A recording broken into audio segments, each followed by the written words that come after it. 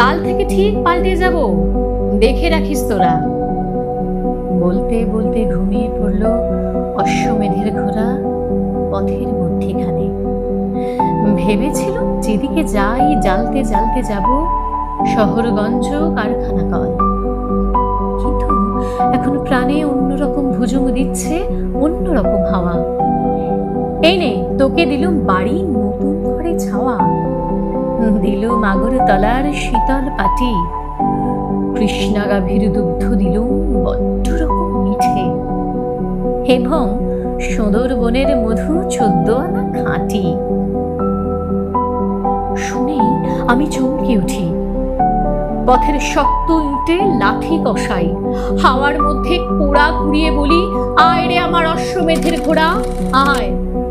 যেরকম কথা ছিল তেমনি করেই বাঁচি। তেমনি করে কেউ বাঁচে না, নেই কুসুমের তোরা, কেউ বাঁধে না। কোত্থেকে জল কোথায় চলে যাচ্ছে, নজর করলে দেখতে পারি রক্ত শুষে খাচ্ছে অশ্বমেধের ঘোড়ার পিঠে রাক্ষসী এক মাছি।